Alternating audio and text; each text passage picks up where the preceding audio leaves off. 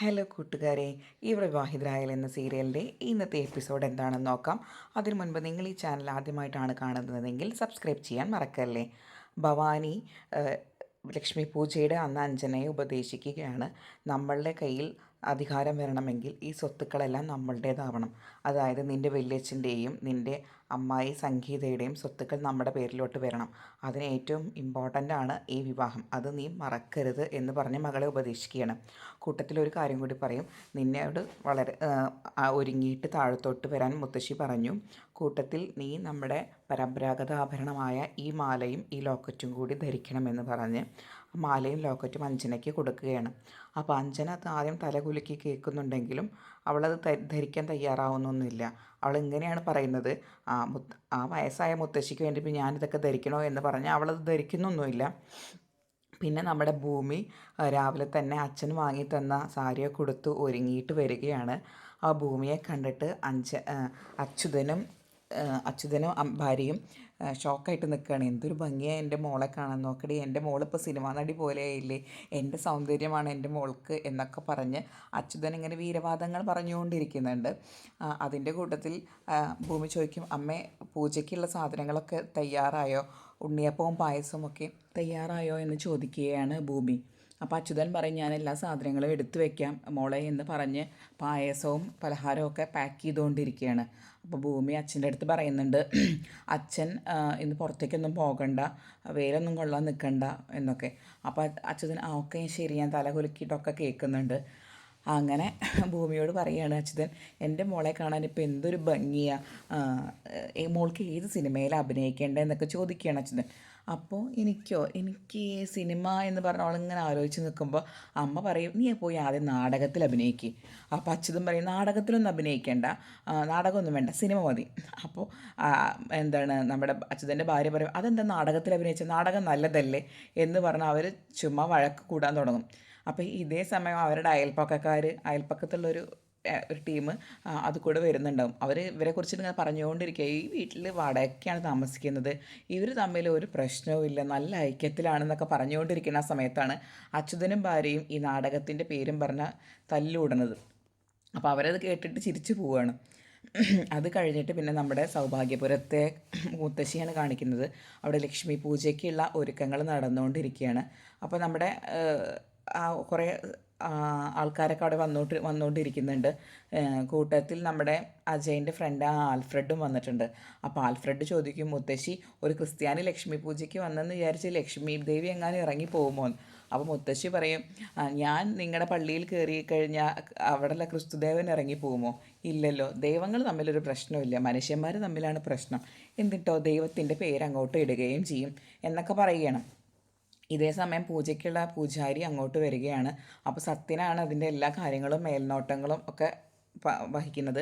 അപ്പോൾ സത്യം പറയും, ഇതേ അമ്മേ, പൂജാരി വന്നു, എല്ലാ ഒരുക്കങ്ങളും തയ്യാറായില്ലേ എന്ന് ചോദിക്കും. അപ്പോൾ അമ്മ പറയും, ആ മോനെ എല്ലാതും തയ്യാറായി, ഇനി നീ കൂടി ഇവിടെ വന്ന് താമസിച്ച് കഴിഞ്ഞാൽ എല്ലാ അർത്ഥത്തിലും ഈ വീട്ടിൽ സന്തോഷം തിരിച്ചു വരും.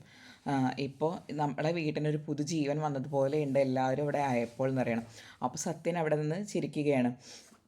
അങ്ങനെ പൂജയ്ക്കുള്ള ഒരുക്കങ്ങളൊക്കെ നടന്നുകൊണ്ടിരിക്കുകയാണ്. ഇതേ സമയം നമ്മുടെ മുത്തശ്ശി വിവാഹക്കാര്യം കൂടി പറയുന്നുണ്ട്. അപ്പോൾ പൂജാരി പറയും, ഞാൻ അജയിൻ്റെയും അഞ്ജനയുടെയും ജാതക പൊരുത്തം നോക്കിയപ്പോൾ അവർ തമ്മിലുള്ള ജാതക ചർച്ച വളരെ നന്നായിട്ടുണ്ട്, അത് ഉത്തമമാണ്. അപ്പോൾ വിവാഹത്തിന് ഇനി യാതൊരുവിധ തടസ്സവുമില്ല എന്ന് പറയുകയാണ്. അപ്പോൾ അത് കേൾക്കുമ്പോൾ മുത്തശ്ശി പറയാം, ദൈവം കാത്തു, എനിക്ക് സന്തോഷമായി, ഒരു ഭയമുണ്ടായിരുന്നു ഈ കാര്യത്തിൽ നിന്ന്. അങ്ങനെ ഇതേ സമയം നമ്മുടെ അജയും ആൽഫ്രഡും തമ്മിൽ സംസാരിക്കുന്നുണ്ട്. അപ്പോൾ അജയ് എപ്പോഴാണ് ആൽഫ്രഡിനെ കാണുന്നത്, നീ വന്നല്ലേ, എനിക്കറിയായിരുന്നു നീ അവലും മലരും ശർക്കരയും പഴമൊക്കെ കഴിക്കാൻ നീ കറക്റ്റ് സമയത്ത് എത്തുന്നത്. അപ്പോൾ ആൽഫ്രഡ് പറയും, അതങ്ങനെയാണ്, ഞാൻ ഇന്നൊരു കേസ് മാറ്റി വെച്ചിട്ടാണ് വന്നിട്ടുള്ളത്, ഞാനൊഴികെ ബാക്കി ഏത് വക്കീൽ ജയിച്ചാലും എൻ്റെ കക്ഷി ജയിക്കും, പക്ഷെ ഞാൻ വാദിച്ചാൽ മാത്രം ജയിക്കില്ല എന്ന് പറഞ്ഞ് ആൽഫ്രഡ് ഇങ്ങനെ പറഞ്ഞുകൊണ്ടിരിക്കുകയാണ്. അപ്പോഴാണ് ഈ വിവാഹത്തിൻ്റെ കാര്യം അജയ് അറിയുന്നത്. അതായത് ജാതക പൊരുത്തം മാച്ചായി എന്നുള്ള കാര്യം അജയ് അപ്പോഴാണ് അറിയുന്നത്. അപ്പോൾ അജയ്ക്കൊരു വിഷമം വരും. അപ്പോൾ അജയിൻ്റെ ഇതേ സമയത്ത് അജയിൻ്റെ അടുത്ത് സത്യൻ പറയുന്നുണ്ട്, മോനെ അഭിരാമി ഉണ്ടായിരുന്നെങ്കിൽ നീ അഭിരാമിയായിരിക്കും വിവാഹം കഴിക്കുക. നീയും അഭിരാമിയായിരുന്നു കൂടുതൽ കൂട്ട്, അഞ്ജനയേക്കാൾ കൂട്ട് നീയും അഭിരാമിയായിരുന്നു. എന്താ ചെയ്യുക, അവരെ കാണാൻ പറ്റിയില്ലല്ലോ. ഇത് കേട്ടപ്പോൾ ഭവാനിക്ക് ഒരു മനസ്സിലൊരു ടെൻഷൻ വരും. കാരണം ഈ ഇടയ്ക്കിടയ്ക്ക് ഭവാനി അഭിരാമിയെക്കുറിച്ച് ഇവരെല്ലാവരും പറയുന്നുണ്ട്. അജയ് ആണെങ്കിൽ വാക്ക് കൊടുത്തിട്ടുണ്ട്, എങ്ങനെയായാലും ഞാൻ അഭിരാമിയെയും അപ്പച്ചിയെയും കണ്ടുപിടിക്കുന്നു. അപ്പോൾ ആ ഒരു ഭയത്തിൽ ഭവാനി വേഗം ആ വാടക ഗുണ്ടയെ ഫോൺ ചെയ്യാണ് ചെയ്യുന്നത്.